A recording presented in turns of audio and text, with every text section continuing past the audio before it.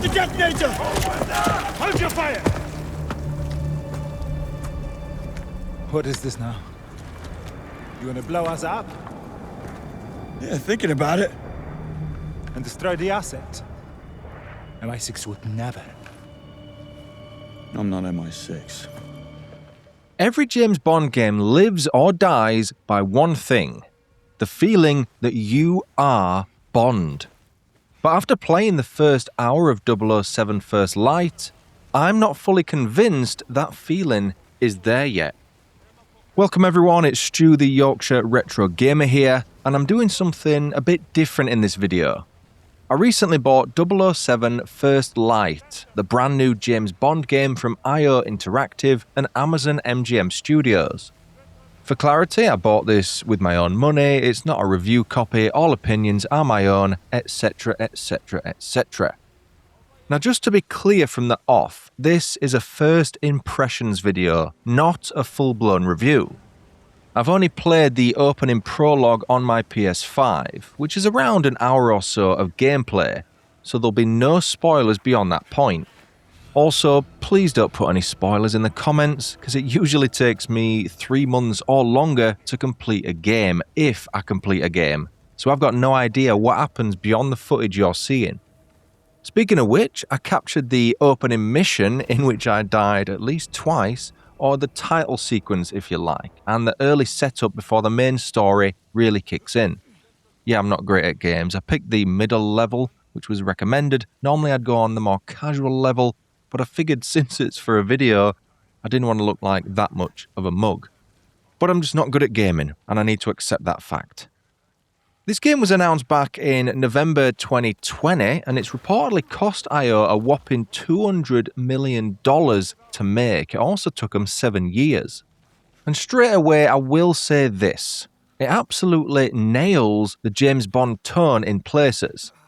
I had massive hopes for this game, given my love for the Hitman series, which is also published by IO Interactive. So it was a no-brainer for me to grab this game as soon as it came out. As an Englishman, a Yorkshireman, but an Englishman, I also have a soft spot for Mr. 007 himself. So to combine that IP with the makers of Hitman, it seemed like a match made in heaven. A mate of mine even went as far to say that some were saying 007 First Light was like if Hitman and Uncharted had a baby. Say no more, I said. I picked this up at Argos for $43.99 after signing up to their mailing list. If you do that, you get a $5 off. And that price for a AAA game in the 2026 climate, it felt like a bargain. The opening of First Light feels very cinematic and controlled, exactly like you'd expect from a Bond movie. You get that classic structure, prologue action, which transitions into the theme-style title sequence, with the much-coveted Bond theme song being sang by Lana Del Rey, and it genuinely feels like it's pulling straight from the movies. But the main thing I keep coming back to is Bond himself. Visually, the character model looks exactly like Patrick Gibson, who does the voice acting for 007. You may know him from such TV shows as The Tudors, Dexter Original Sin, and The OA. But even though the model looks like Mr. Gibson, Bond just feels a bit stiff to me, a bit wooden. It looks dead behind the eyes to the point where I was very aware that I was playing a video game. And I'd say the same for the voice acting as well. It's not terrible, but it doesn't really pull me in either. It's supposed to be this charismatic, smooth, instantly likable character, and right now I'm just not really getting that. If his name wasn't Bond, James Bond, I'd care even less about him than I do right now. I suppose this is pre-Bond though, before he became the suave spy we know and love from the films. 007 First Light is a new James Bond origin story, which means he's not quite polished to the level we'd expect. That said, I will give credit where it's due. The M character is excellent in the small amount I've seen so far. It's a much more natural performance.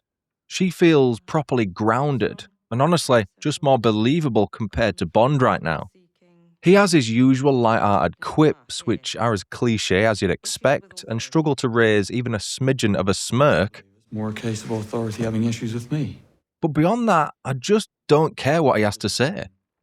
You also have supporting characters such as Q and Moneypenny from the Bond franchise, so there is definitely a degree of nostalgia which helps soften any rough edges the game may have. Gameplay-wise, it's interesting. There are moments where it feels solid, but I have noticed a slight delay in movement. I don't know if that's just me, but it's like if you hit sprint, Bond kind of takes a fraction of a second to actually kick into that run. It's nothing game-breaking by any means, but it does make it feel like it's not fully dialed in or optimized yet. Maybe a patch would sort it out. The controls seem a tad strange too, based on what you'd expect from a typical third-person action game. You have got the standard L2 to aim and R2 to shoot mechanic, but when driving, L2 was the brake for some reason when R2 was the accelerator. Square was the handbrake. It just felt so strange coming from other driving games. Maybe it's me being a curmudgeon who's more used to playing GBA games or earlier, but it felt a bit jarring at first. Much like the Uncharted games, there are aspects of platforming where you have to ascend and descend cliff edges, jump across ravines, and navigate your way through tall grass while crouched to remain hidden. I'm just waiting for the point now where I have to whistle or throw a rock to get someone's attention. So far, I haven't had to do that. Now, all of that will feel familiar to many of you. Hitman-wise, there's the freedom to complete levels how you like. You can go in loud, or try and sneak your way through without killing anyone. I expect the game to open up much more as I continue playing, because so far I've basically been playing an extended tutorial. Now, I did run into a small issue early on where I hit what looked like an invisible wall. I hate those. I'd just rescued some hostages. I'm speaking as if I am Bond here. I just rescued the hostages, sure, and wanted to move past one of them to exit the room, as was part of the mission, basically. And there was clearly space to move through between this guy and a table, I think it was. But the game just stopped me dead in both directions. I had to walk around the table just to get to the ladder. Now again, it's nothing huge, but it does break the immersion a bit when it happens, and it doesn't feel worthy of being in a AAA game. Alright, time to bring the house down.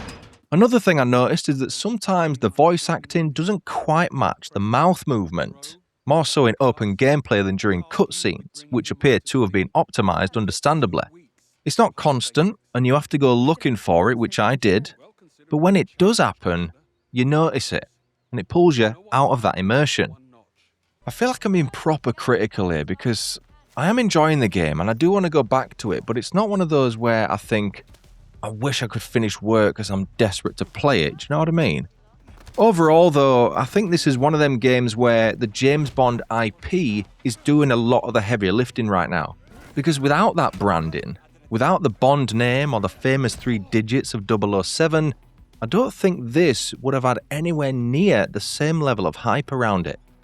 But again, this is just the first hour. It does reckon I'm 10% of the way through though, which realistically means the game will take around 10 or so hours to finish. It's not too bad, especially for those of us who have limited spare time, and it makes sense the price wasn't as high as the typical $59.99 you'd expect to see from a new game at certain shops. There is a lot more game to go though, and it could easily open up into something much stronger once it gets going. If you look at the reviews and the percentages it gets on Metacritic, there is a game there apparently. But based on my first impressions, I can see this game being heavily discounted within the next 6 months. Maybe I'm even being optimistic with that. It might be sooner.